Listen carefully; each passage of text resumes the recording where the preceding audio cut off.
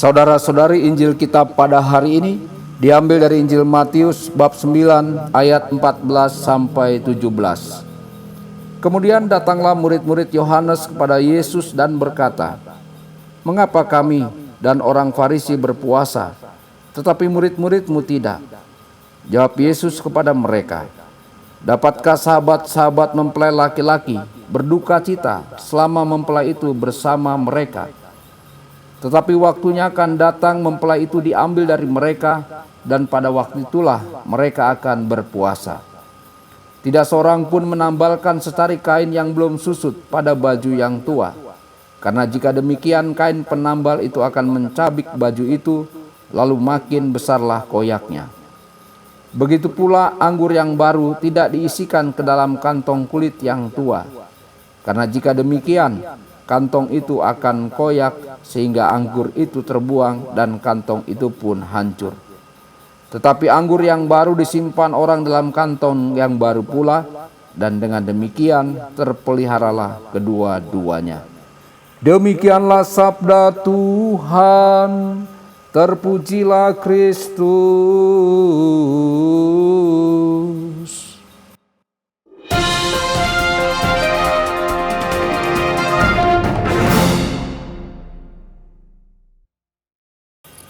Saudara-saudari terkasih dimanapun Anda berada, jumpa lagi dengan saya Romo Tedens dalam saluran Warta Kabar Sukacita.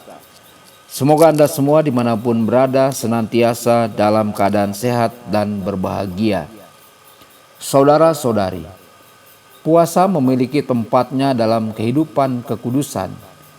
Seperti ajaran kemiskinan, puasa bertujuan untuk membuat jiwa kita lebih peka terhadap hal-hal ilahi.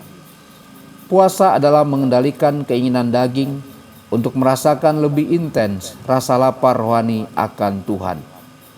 Sama seperti orang Israel menjadi lapar di padang gurun sebelum mereka layak menerima roti dari surga dalam pemberian mana, demikian pula dalam hidup kita ada tempat untuk mengesampingkan gangguan dari apa yang baik untuk apa yang suci.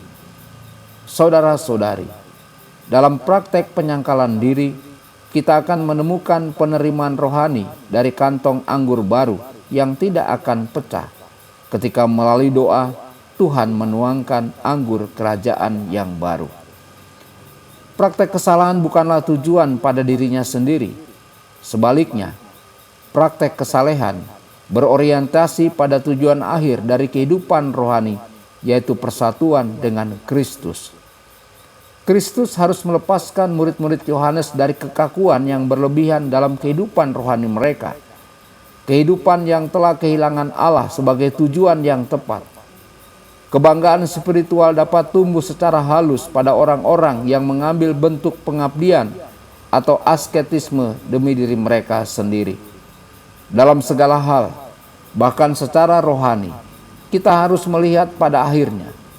Jika beberapa latihan spiritual tidak menuntun kita untuk menjalani kehendak Tuhan dan kehadirannya dengan cara yang lebih penuh kasih, maka praktek rohani itu tidak ada gunanya bagi kita.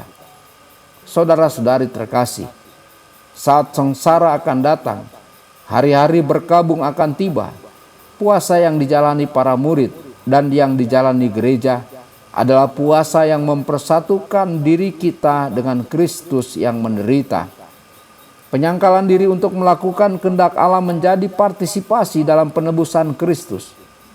Sahabat-sahabat terdekat Kristus ingin berbagi duka citanya, menanggung penderitaannya, dan membuat bencananya terlihat oleh orang lain melalui cara hidup mereka yang berkorban. Saudara-saudari terkasih, semoga kita siap untuk hidup bersatu dengan Kristus, menyangkal diri kita, memanggul salib kita untuk mencintai jiwa dan kerajaan Allah. Tuhan Yesus memberkati dan menyertai Anda semua.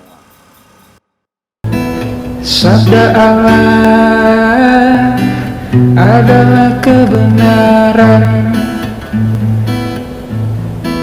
Sabda Allah adalah kehidupan. Mari kita mencintainya. Mari kita menghayatinya.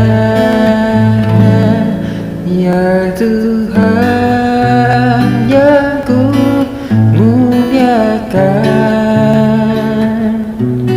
sabdamu angkat resahku.